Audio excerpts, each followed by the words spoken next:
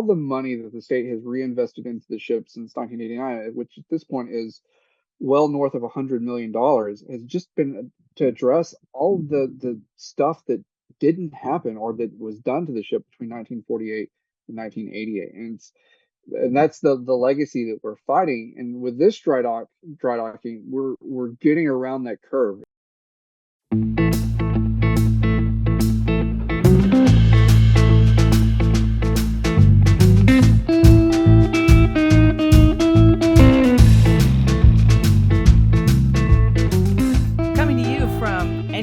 Studio 61A aboard Battleship, Iowa. It's Scuttlebutt, the official podcast of the National Museum of the Surface Navy in affiliation with the Surface Navy Association's Battleship, Iowa chapter.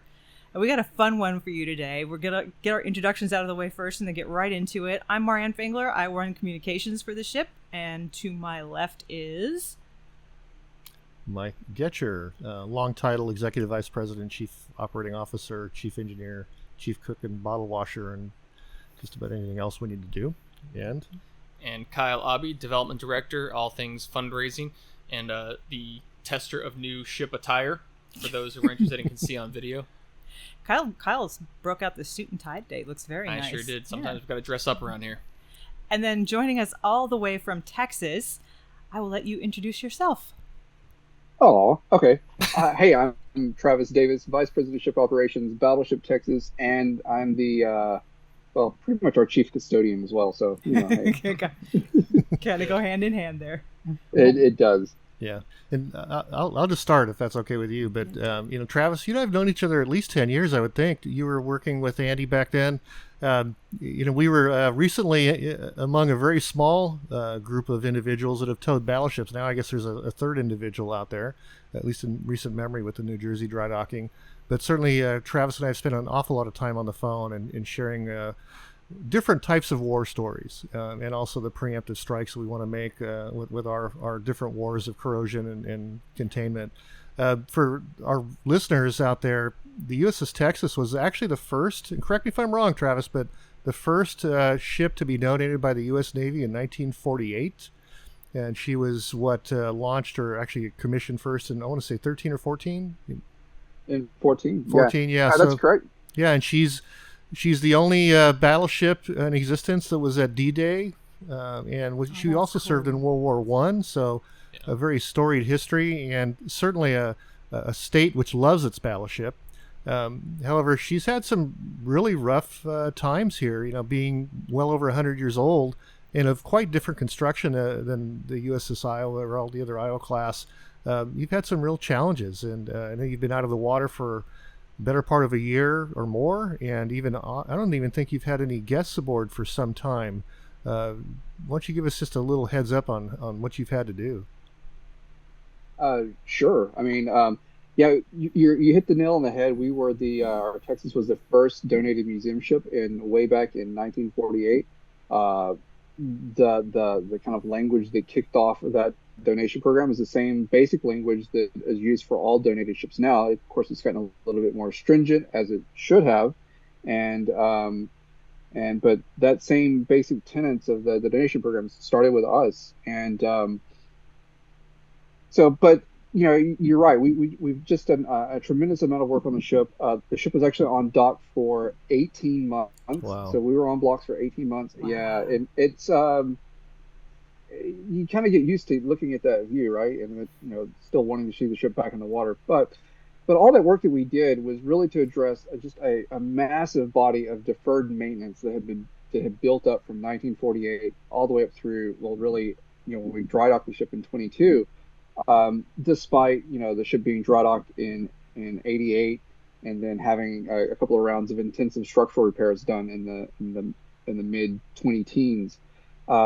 But all of that work from 89 to now, that's all been, again, to address that buildup of deferred maintenance. And when the ship was moored, no one had really, there had been a few museum ships. I mean, obviously Constitution kind of being a quasi-museum ship during the time period. Oregon had been a museum ship for a brief period. Victory, Mikasa, a few others, but no one had really given it to a ship to a non-government organization. to manage. And one of the first things that was done when the ship was berthed at San Jacinto in '48 was to ballast the ship with Houston Ship Channel water, which is just brackish, right? So they're just ballasted the ship with that, so that just starts eating the guts of the ship out over time. I mean, there's no CP, no cathodic protection, so it was just a miserable time for the ship. And all the money that the state has reinvested into the ship since 1989, which at this point is well north of $100 million, has just been to address all the stuff that didn't happen or that was done to the ship between 1948 and 1988. And that's the legacy that we're fighting. And with this dry docking, we're getting around that curve. I mean, there's still more stuff that we need to do. There's still stuff that I want to do to the ship to make it better, to get around the real path to true recovery. So we don't have to think about these issues as hard, or have these looming threats of, is the ship going to sink or not, leaning over us. But that's the long and short of what we've been doing and what we've been fighting. It's amazing. You actually were sinking, essentially. I mean, you had, what was it, 3,000 gallons per minute of water that you were pumping out of the blisters for quite a while, which actually contributed to that. Yet it's interesting. I look back a little bit, and this is partly my perception, Travis, and again, please correct me, but I think a lot of people back in the 40s, late 40s, early 50s, and whatever, would have probably thought battleships would last forever. No big deal. Let's go sink it in the channel and it'll be fine. But that's really not the case. It just isn't. And that legacy of misdirection, or whatever you want to call it, is really what you've been living with for decades now. For sure. I mean, I think it's easy for us. I look at it. I'm probably a little bit kinder to my predecessors, to our predecessors in this field than what I should be. But I look at it as they were doing the best they could with the resources that they had available. So they just gotten a ship that,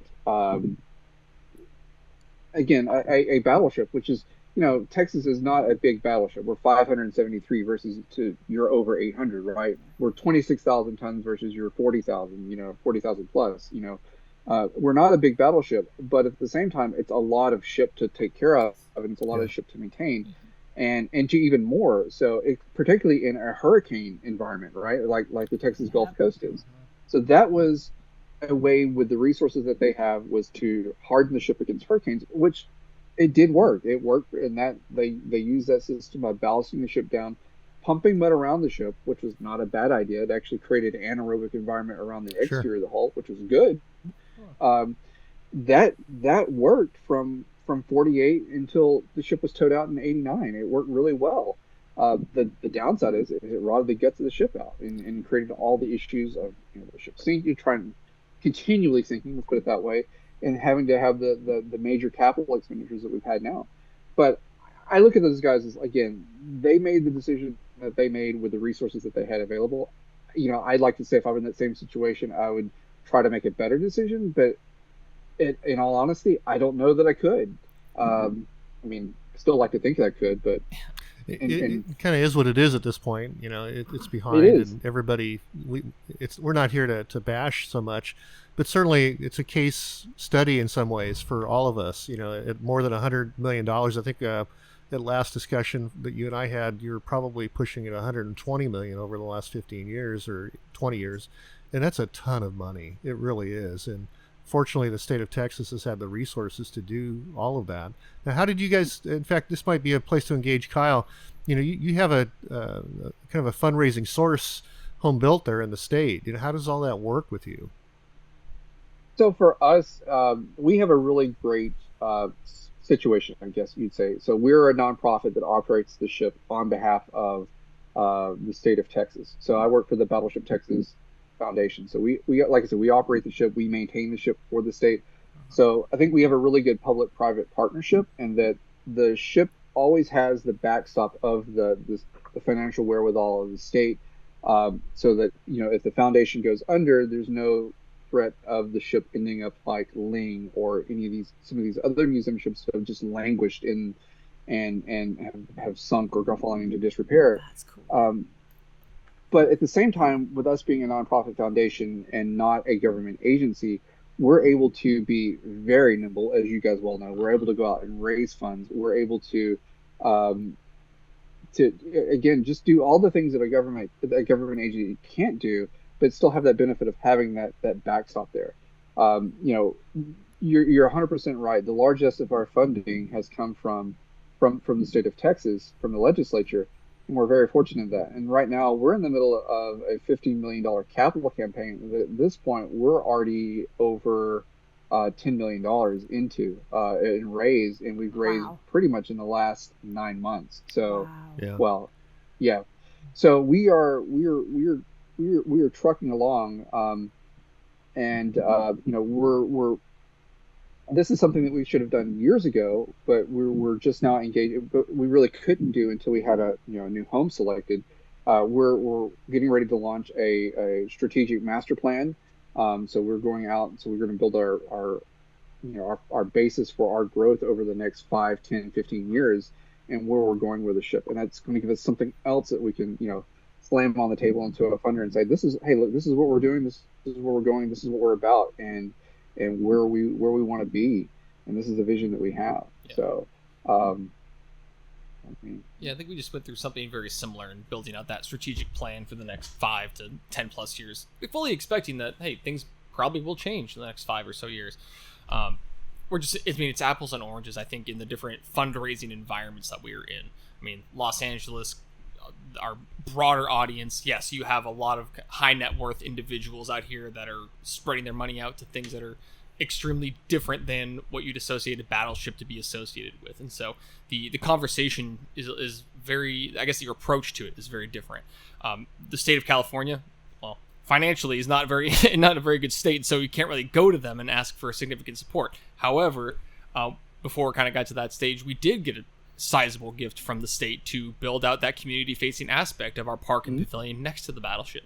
So, I mean, that's fantastic in that way. And so we need to leverage those opportunities to show everybody that, hey, this significant investment will return a significant amount back to you.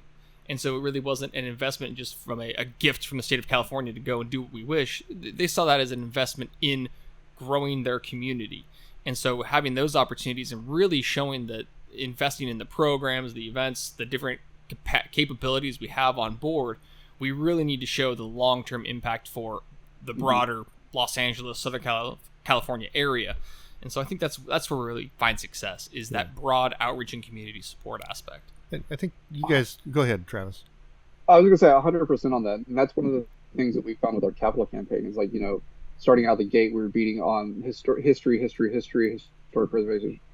When you start talking about the bigger, broader themes, that's when the money starts flowing. And to be honest with you, that's where the sustainability of these ships lie. Whether it's us, whether it's you guys, whether it's a ship on the East Coast, whether it's our friends up in Canada, where the sustainability is being able to integrate into our community, into our communities, and being able to be a center of community support, or a way to augment the community. And that's the way that we're going, and that's the way we have to be, because otherwise, if we're just a historic warship that talks about history all the time, I mean, that's what centers us, that's what grounds us, but there's so many things that we can build off from that to talk about, and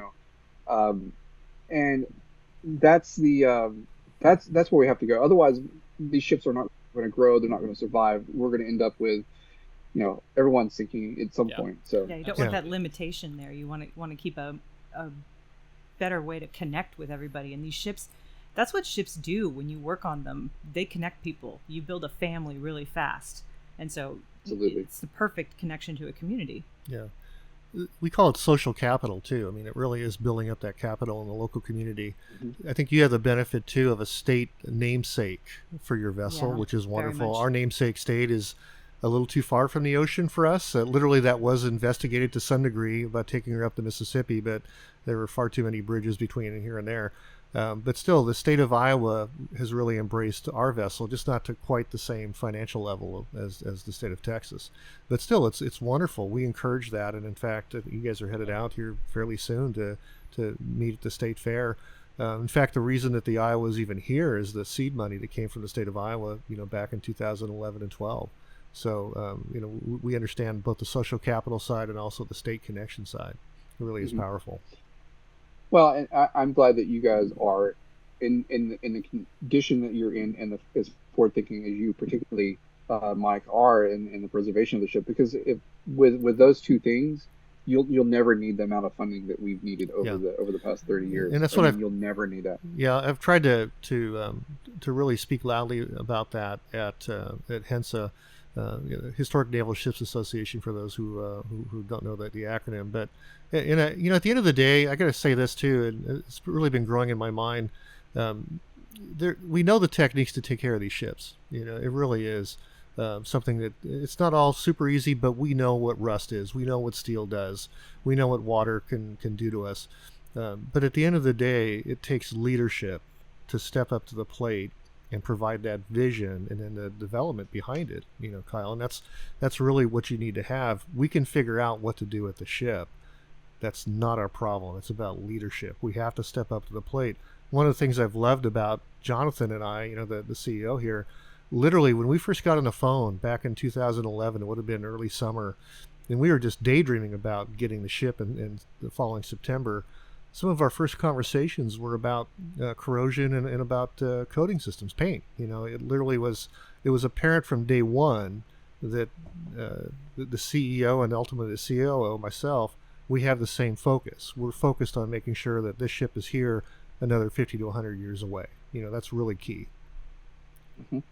So that's it 100% is. And I feel fortunate that I've been able to sell that vision to my leadership and to my board, so that they're bought into that. So, and when we get asked, well, what's your cyclical maintenance plan? What's your long-term maintenance plan? I can say confidently, look, we're planning to go back to dry dock in 15 years, because it's a shave and a haircut for us versus open heart surgery, right? I just did a legislative tour. That's why I was a little bit late getting onto the podcast. I'm sorry. Take your time off. We understand. Yeah.